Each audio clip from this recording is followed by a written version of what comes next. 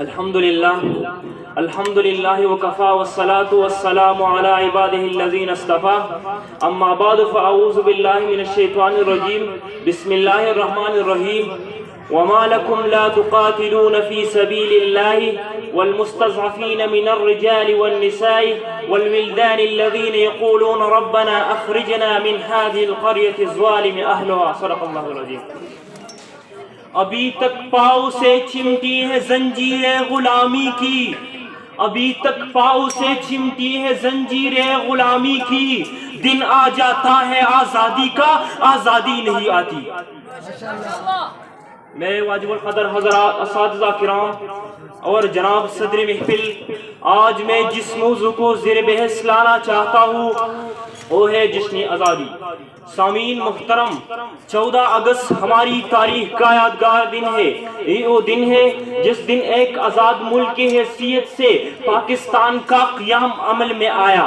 شاید نئی نسل کو معلوم نہ ہو کہ اس آزادی کے لیے مسلمانان ہند نے کتنی قربانیاں دی تھی، کتنے علماء شہید کیے گئے، کتنے علماء کو جیلوں میں ڈالا گیا، کتنے اہل وطن کو وطن سے جدا کیا گیا، کتنی بہنوں اور بیٹیوں کی عزت پامال کی گئی، کتنی سہاگنوں کے سامنے ان کے سہاگ موت کے گاٹ اتار دیے گئے، کتنے شوہروں کے سامنے ان کی بیویوں کی عفت و عصمت کی دھجیاں اڑا دی گئی.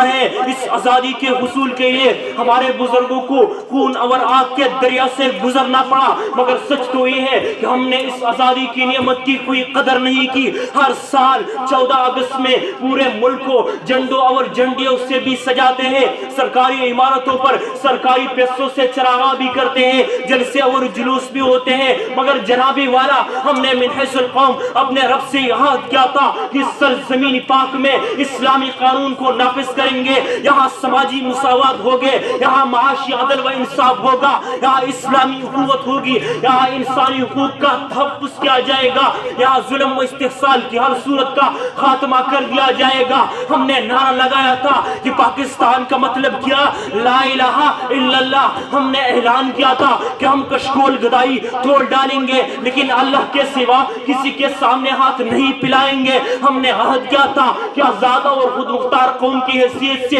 اپنا ملک چلائیں گے، لیکن دل پر ہاتھ رکھ کر بتائیے کہ ان میں سے کون سا وعدہ ہم نے پورا کیا.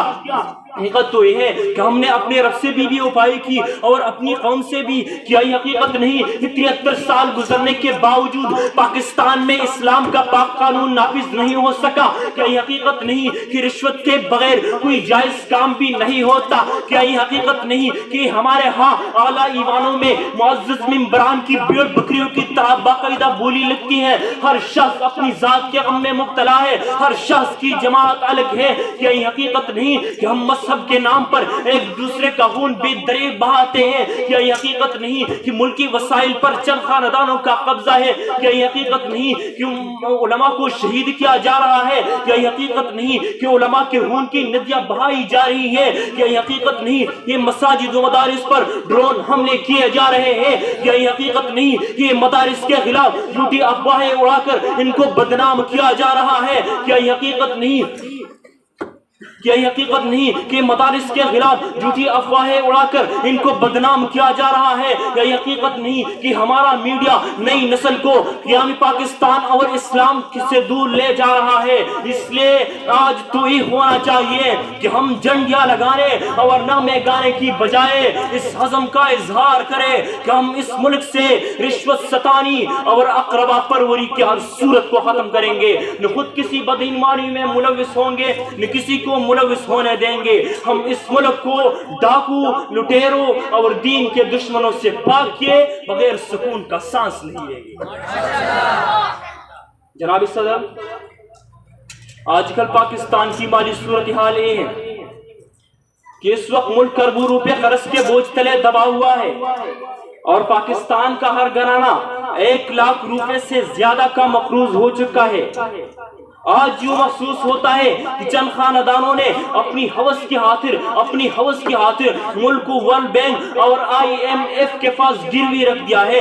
ذرا سوچے کہ ہم نے آزادی اس لیے حاصل کی تھی اس ملک کے خزانے پر چند خاندانوں کا قبضہ ہو، کیا ہم نے آزادی اس لیے حاصل کی تھی کہ امریکہ اور برطانیہ کی غلامی کا توق اپنے گلوں میں ڈال لے؟ نہیں، ہم نے تو آزادی اس لیے حاصل کی تھی تاکہ ہم انسانوں کی غلامی سے نکل کر صرف اللہ اور اس کے رسول صلی اللہ علیہ وسلم کی غلامی کو اپنے گلے میں سجا لے۔ ذرا یہ سوچے کہ یہ مقصد پورا ہو گیا، کیا ہم واقعی آزاد ہو چکے ہیں؟ اگر تصورات کی دنیا سے نکل کر حقائق کی دنیا میں قدم رکھے تو بڑی تلخ صورتحال کا سامنا کرنا پڑتا ہے۔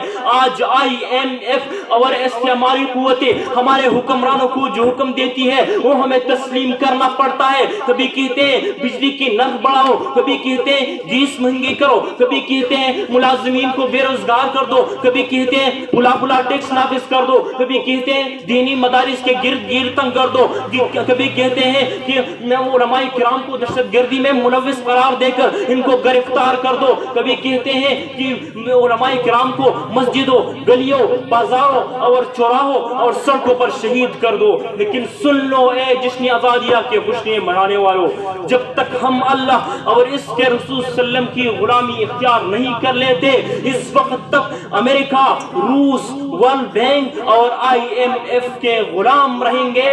لیکن جس دن ہم نے اللہ اور اس کے رسول صلی اللہ علیہ وسلم کی غلامی اختیار کر لی تو اس دن انسانی غلامی کی ساری زنجیریں ٹوٹتی چلی جائیں گی۔ اللہ کرے کہ ہمارے حکمران جلد از جلد اس بات کو سمجھ لے۔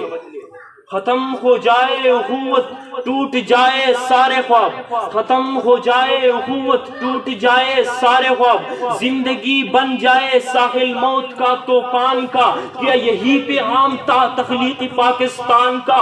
ہر طرف ہے چراغا جھنڈیا اور گانے، ہر طرف ہے چراغا جھنڈیا اور گانے، اور گلے میں توقی غلامی عزت نہیں انسان کا، کیا یہی پیغام تھا تخلیق پاکستان کا؟ ہمارے ہیں